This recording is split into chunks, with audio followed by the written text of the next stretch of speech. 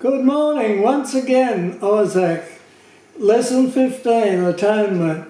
We're talking about the wonderful doctrine of restoration. Remember, we talked about how restoration, this doctrine of restoration, fits in with the doctrine of atonement, and we've come to it here and we're taking it up. And last lesson we talked about the restoration of man's state with God, our position with God.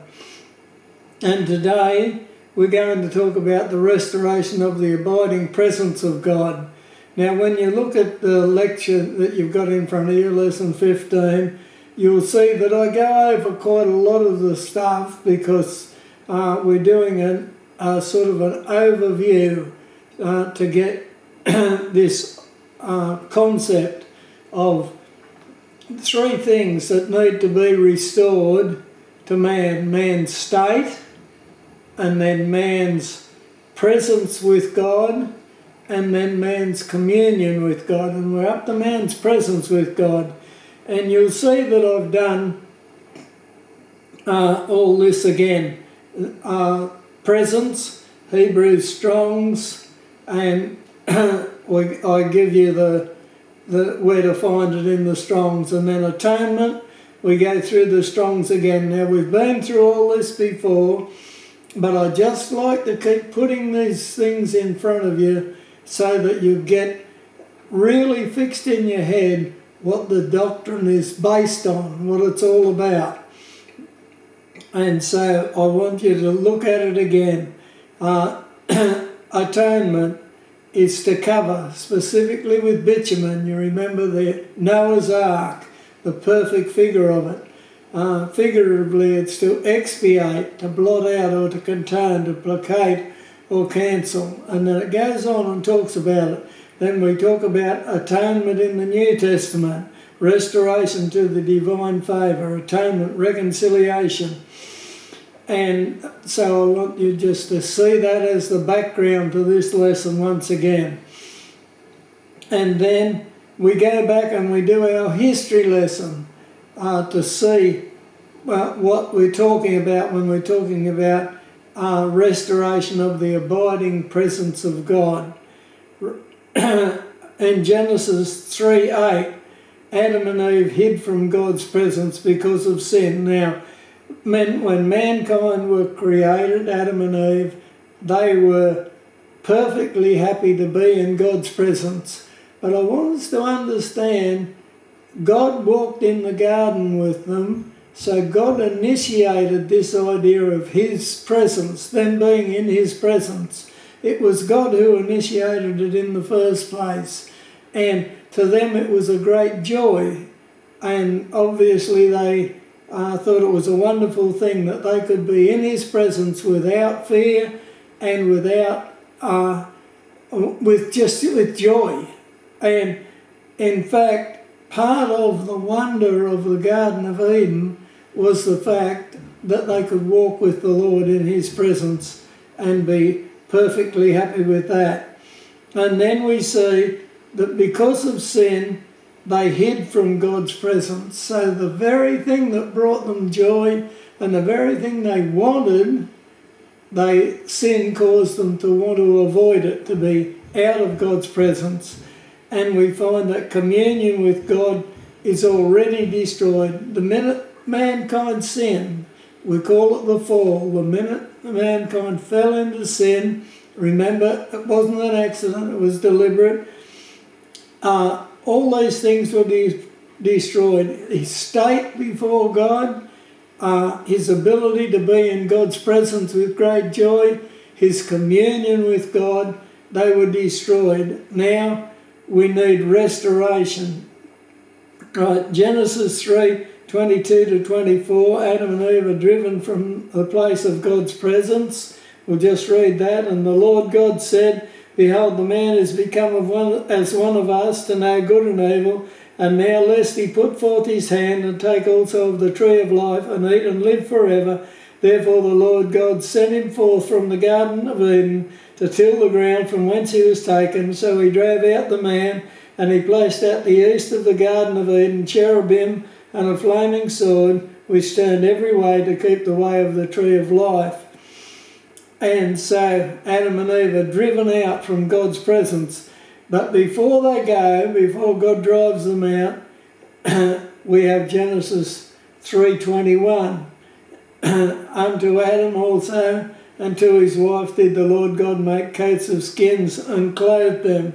And so before God drives them out, he begins the restoration process. And so the doctrine of restoration starts right back there in Genesis 3:21. Genesis 4:1 tells us the story of Cain and Abel, how they brought their sacrifice and they seek God's presence. Like they're seeking to be right with God again, to be able to come into his presence. God makes it clear that there is only one way into his presence, and that way is through substitutionary atonement, the sacrifice of the sin offering. Genesis 6:5, wickedness abounds in the earth, so God sends the flood. Genesis 6:7, God pronounces judgment from the face of the earth. Now, we'll just look at Genesis 6:7, and we'll see. 6:7, and the Lord said, I will destroy man whom I have created from the face of the earth, both man and beast and creeping thing and the fowls of the air, for it repenteth me that I have made them. Right? God pronounces judgment. He says, I'm going to destroy man from the face of the earth. And so this idea of mankind being able to be in God's presence is really destroyed in that sense. And then Genesis 8:20, the flood comes, Noah and his family are saved. And in Genesis 8:20 it says, and Noah builded an altar unto the Lord, and took of every clean beast and every clean fowl, and offered burnt offerings on the altar. And the Lord smelled the sweet savour, and the Lord said in his heart, I will not again curse the ground any more for man's sake. And so Noah seeks God's presence, and he finds it again in that sense through the substitutionary sacrifice for atonement, the sin offering. And then we go through history and we have the Tower of Babel in Genesis 11, 1-9. We'll read that. And the whole earth was of one language and one speech, and it came to pass as they journeyed from the east that they found a plain in the land of Shinar, and they dwelt there. And they said one to another, go to, let us make brick and burn them thoroughly. And they had brick for stone, and slime had they for mortar. And they said, go to, let us build us a city and a tower, whose top may reach unto heaven, and let us make us a name, lest we be scattered abroad upon the face of the whole earth. And the Lord came down to see the city and the tower which the children of man builded. And the Lord said, behold, the people is one, and they have all one language, and this they begin to do. And now nothing will be restrained from them which they have imagined to do. Go to, let us go down, and there confound their language, that they may not understand one another's speech. So the Lord scattered them abroad from thence upon the face of all the earth, and they left off to build the city. Therefore is the name of it called Babel, because the Lord did there confound the language of all the earth, and from thence did the Lord scatter them abroad upon the face of all the earth. Wicked mankind tries to get to God's presence by his own works. Right, that's what he's doing at the Tower of Babel. He says, we're going to build a tower whose top may reach unto heaven. Now, they didn't really think that they could actually get into heaven. They were trying to get into God's presence in their own way by their own works. But of course, we know that this is not God's way. Adam and Eve tried this by putting on the tunics of fig leaves. They tried to clothe themselves, to cover themselves. And it wasn't God's way. God's way was only through the sin offering, through the substitutionary sacrifice to cover sin. Then Genesis 12, God chooses Abraham, and God is beginning to act to reconcile man back to himself. You see, God wanted mankind to be able to be restored to his abiding presence. He wanted it to happen, and so he begins a plan to make it happen. It is clear that man cannot restore his position in God's presence, but it is also clear that God intends not only to restore our communion with him and our state, but also our position in his presence. This is what God desires, for us to be in his presence. And so we move on to Exodus. God chooses the children of Israel, and they become God's people. They go into Egypt and become slaves, and in Exodus 12, God brings them out. We'll just have a look at Exodus 12 there, because there's a significant thing there. Exodus 12.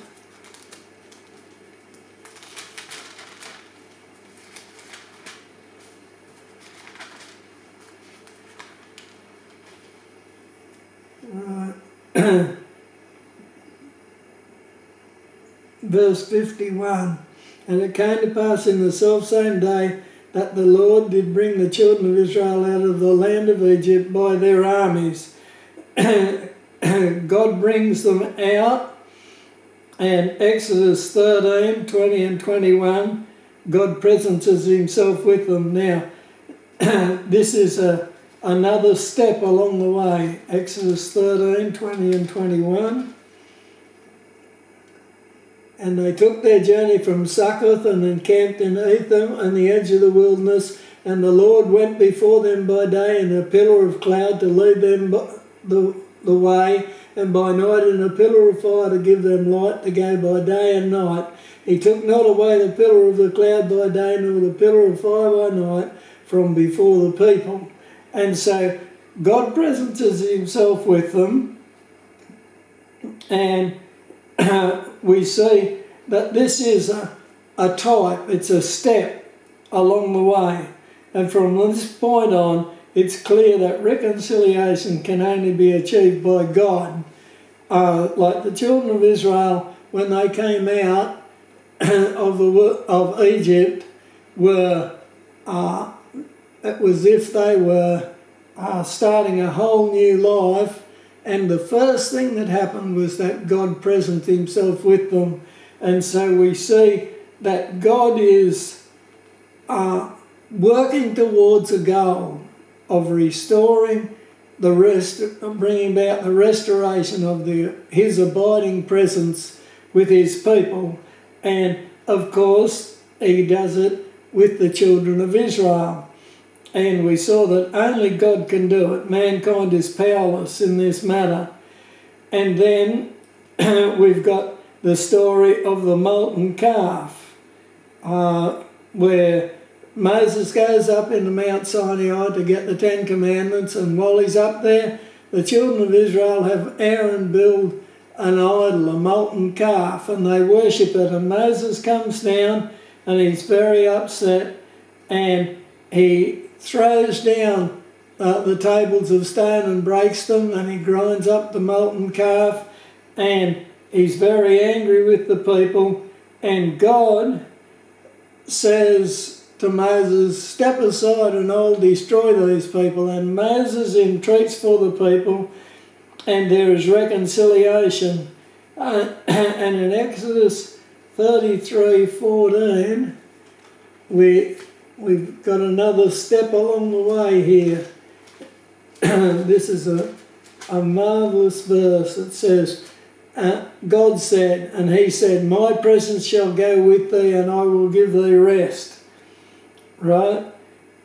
God forgives their sin, and he says, not only will he be their guide and their protector and all the other things they need, but he said, "My presence shall go with thee, and I will give thee rest."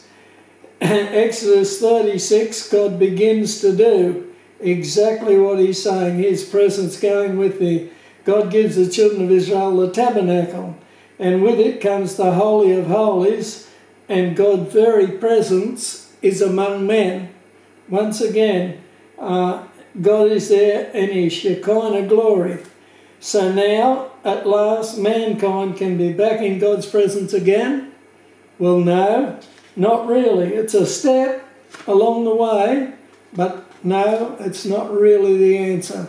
One man, the high priest, could enter the Holy of Holies once a year. All others must remain outside. So this is a shadow or a type of what God requires. God requires perfect restoration of communion so that mankind can once again stand in his presence. The two things go together, in fact three things. Mankind's state must be restored. Mankind must be restored to God's presence, and to do that he must be restored in communion with God. So the children of Israel go into the promised land, taking the tabernacle, which is the sign of God's presence, with them. Remember, we're tracing through this idea of restoration of God's presence. In 1 Kings 6, Solomon builds the temple.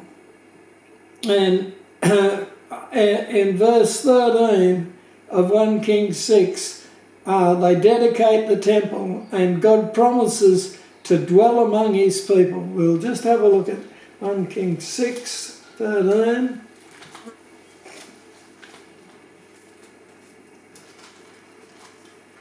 Kings 6.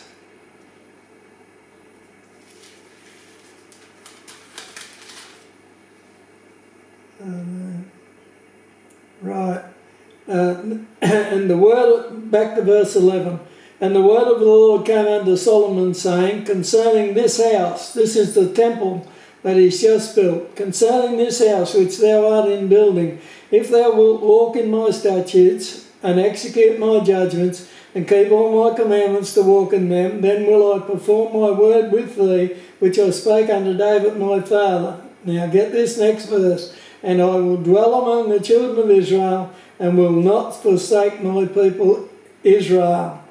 So, we've got the temple built, and God has promised that when it's built, he will dwell among his people in the temple. And 2 Chronicles 7:1-3, we see what happens. 2 Chronicles 7:1-3. Now when Solomon had made an end of praying, they just built the temple, and Solomon dedicates the temple.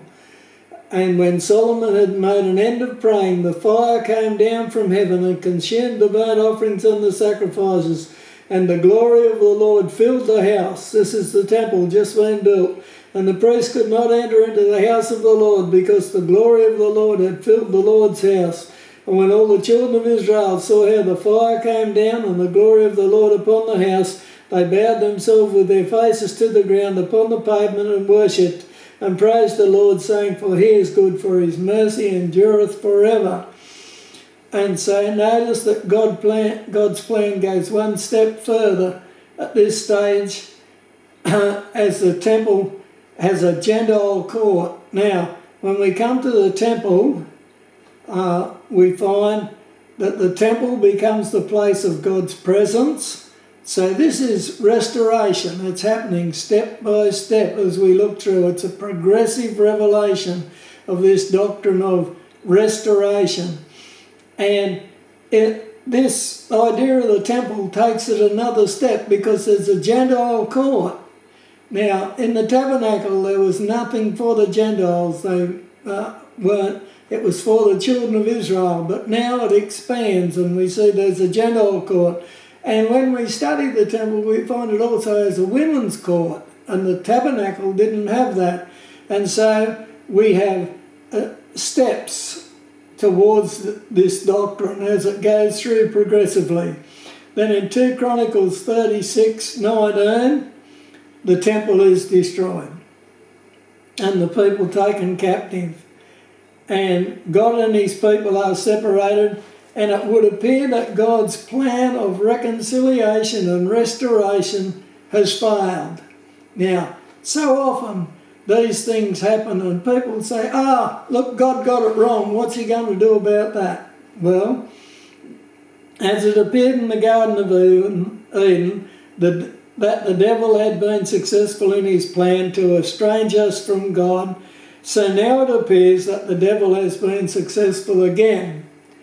Now, did God have a plan and it go wrong and he had to start again? No, this was